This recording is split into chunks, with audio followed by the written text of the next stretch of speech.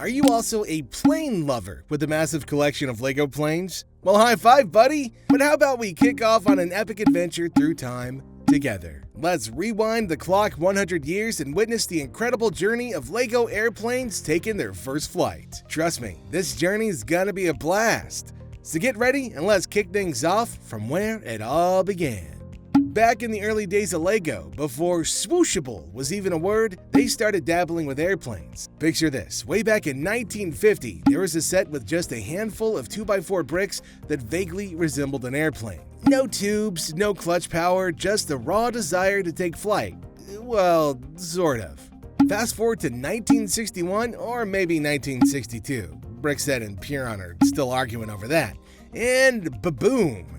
Set 311 hits the shelves, giving us our first taste of dedicated Lego airplanes. Sure, they were pretty basic in shape, but progress is progress, don't you think? And with those magical tubes under the bricks, suddenly these planes were swooshable, baby. Swoosh. Then in 1965, Lego kicked it up a notch with Set 320, a model of their very first corporate plane, the Piper PA TAC 23 TAC 250. The length and wingspan were proportional, suggesting a scale of 1 to 40. I mean, sure, it may have been a little wonky with its narrow fuselage and towering stature, but in my opinion, they nailed that OIFAV livery. So if you find this early Lego airplane journey cool, just wait till you see what's coming up next. Let's hop into our time machine and zoom back to the 70s, the golden age of Lego aviation. Just imagine in 1970, Lego drops the Jumbo Jet Set 346, which is basically a Concorde in disguise. Like me, I'm pretty sure everybody else must have thought, why was it called Jumbo when the Concorde was anything but? And why was it only available in the USA when the Concorde was a French-British collab? I feel it's kind of like a mystery as puzzling as finding that missing Lego piece under the couch. You know, to the left of the bubble gum and slightly behind that giant wad of we hope it's hair or it's a giant spider. Moving on to 1974 and Lego's at it again, this time with the Boeing 727. Sporting more modern features and smaller windows, a new print was developed for this sleek aircraft. But hold on a second, why did they use the wrong window prints in the instruction photos? Yeah, maybe they were trying to give us a challenge, like building Lego without the instructions, the ultimate test of true master builders everywhere. Notably, a unique element for the tail fin printed with the Sterling logo was introduced. Later, when the Boeing 727 was reissued as a promotional set for Lufthansa, the tail was produced in blue with the logo now a sticker, likely due to printing limitations. Meanwhile, in the same year, Lego released Set 657, aka Aircraft or Executive Jet. But seriously, what executive would fly in a Lego plane? Perhaps it's for those high-flying CEOs who want to impress their business rivals with their building skills.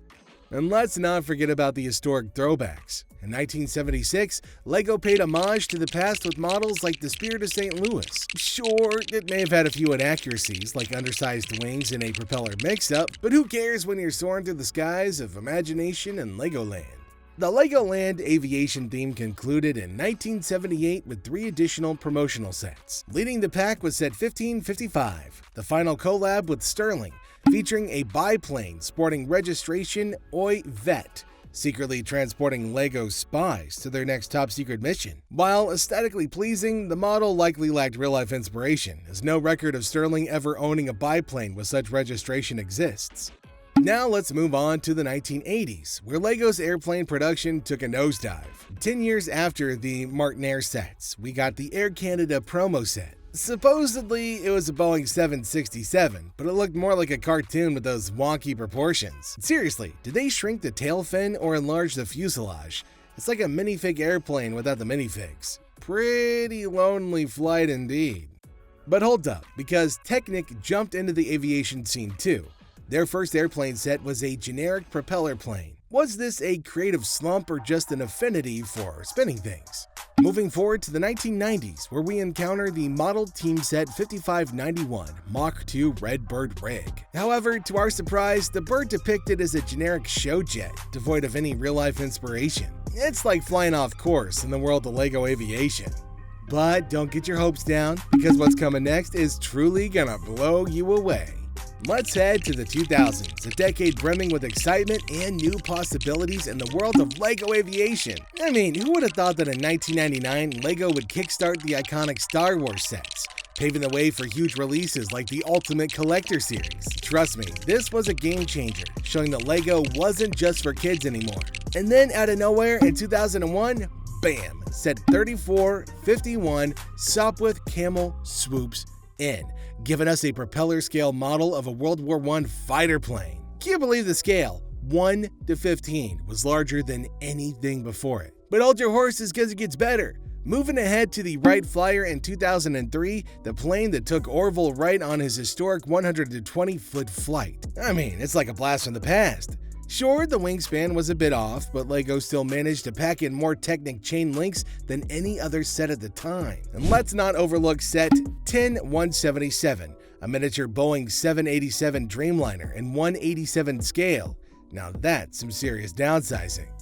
But wait, because we got some more. In 2007, Creator launched their 3-in-1 airplane series with 4953 Fast Flyers, giving us a taste of high-flying adventure with a touch of colorful flair. And the series is still going strong today with the latest supersonic jet from 2022. Entering the era of the 2010s, buckle up to explore how LEGO incorporated realism and playability in the airplanes. LEGO Technic Cargo Plane 42025 offered a range of advanced mechanical functions. The cargo plane was well known for its prominent features like twin propellers and opening cargo doors. It was a versatile build, enhancing the overall play experiences. But the fun doesn't stop there. In 2012, we saw the return of the Sopwith Camel with set 10226, complete with different colors and working steering. Who knew LEGO planes could have such cool features, right? Skipping ahead to the 2020s, we were almost treated to the first Technic model of a real aircraft. But alas, the Bell Boeing V-22 Osprey got grounded. Instead, we got 4450, a tribute to the legendary Amelia Earhart and her Lockheed Vega 5C. Now, that's how you pay homage to aviation history, with some flair. And finally, in 2023, LEGO dropped the mic with the release of the massive set 10318, the iconic Concorde. At over a meter long and with more than 2,000 parts, this bad boy takes the crown as the biggest airplane model set yet. And you'll be thrilled to know that, based on reviews, it's absolutely a blast to build. And that wraps up our epic century-long adventure through the world of LEGO Aviation. So which era of LEGO planes holds a special place in your heart? Make sure you let us know in the comments section down below. And while you're still here, don't forget to do that great big huge fun YouTube activity where you like the video, subscribe to the channel, and you click on that notification bell so you're updated every time we drop some new content. And speaking of new content, let us know in the comments section down below what kind of future LEGO content you'd like to see. Your suggestions and comments keep this show on the road. Thanks for watching. We'll see you next time.